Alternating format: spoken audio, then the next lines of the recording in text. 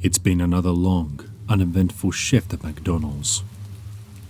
The smell of French fries and burger meat fills the air as I scrub down the counter for the 10th time today. I'm Frank, by the way, a middle-aged man who's been stuck in this dead-end job for far too long. It's not that I mind the work, really. Like right now, for instance. The restaurant is closed for the night, and yet I can swear I hear faint voices coming from the back alley. They sound off. Like they're not coming from human mouths. My skin crawls as I glance at the clock. It's only been an hour since I locked up, but it feels like I've been here for hours. The air is thick with unnatural stillness, and the fluorescent lights flicker ominously.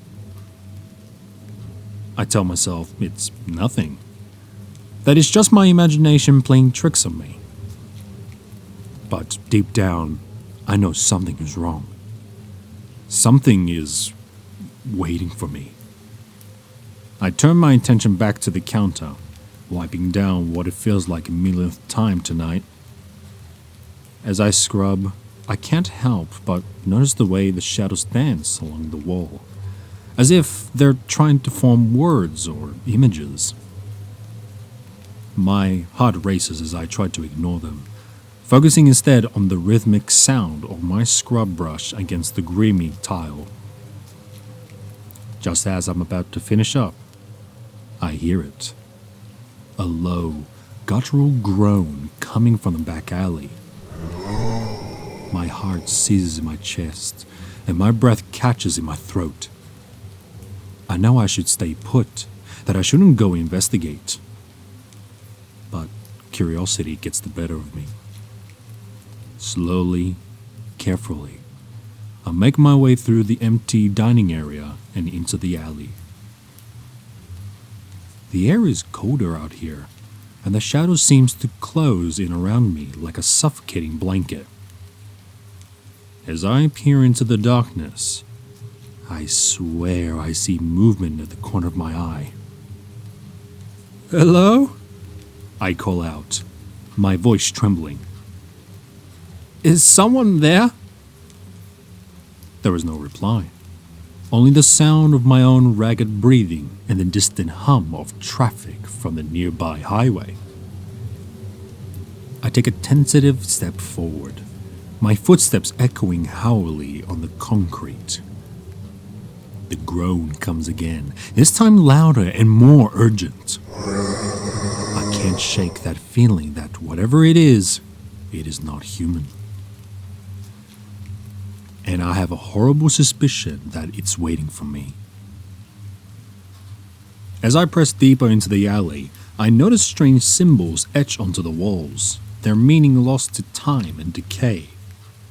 A chill runs down my spine as I realize they seem to form a map of some sort, leading deeper into the darkness. The groans grow more frantic with each step I take, as if whatever is making them is drawing closer. Finally, I round a corner and find myself face to face with a figure hunched over in the shadows. Its features are obscured by a tattered, hooded cloak, but I can make out the glimmer of unnatural eyes staring back at me. It lets out an agonized groan, and I feel an unsettling mixture of fear and sympathy wash over me. Whatever this thing is, it's in pain. "Who are you?" managed to croak, my voice barely audible over the throbbing of my heart. The figure in cloak cocks its head slightly, as if considering my question. Then, with a sudden burst of speed, it lunges towards me, its arms outstretched and claws bared. I screamed as I feel the icy hands close around my throat, the world spinning out of control. As darkness begins to cloud my vision, I can feel its breath on my ear, whispering words I cannot understand. And then, just as suddenly as it began, the pressure of my throat releases, and I collapse to the ground, gasping for air. When I look up, the figure cloak is gone, vanished into the shadows once more. I struggle to my feet, still wheezing and coughing, and stumble back into the restaurant.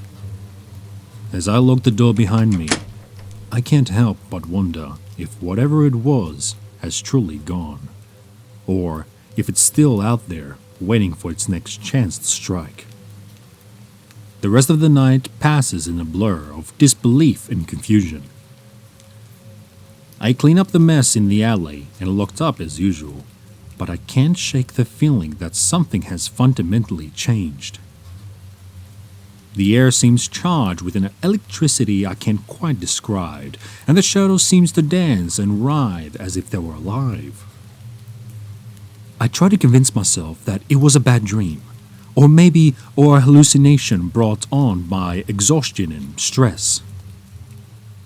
But as I lay awake in bed that night, the memory of those glowing eyes and claws digging into my skin haunt my thoughts.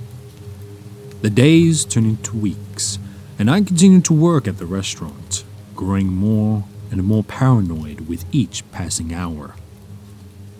I find myself checking the alleyway constantly, peering into the shadows for any sign of movement. I tell myself that it's for the safety of customers, but I know deep down it is because I'm afraid. Afraid for whatever it was will come back for me. The strange symbols in the alley continue to haunt my dreams, their meaning ever elusive. I try to research them online, but every search leads to a dead end. I even consider consulting with a historian or linguist, but something holds me back. I feel as if doing so would be admitting that what happened was real. And I am not quite ready for that yet.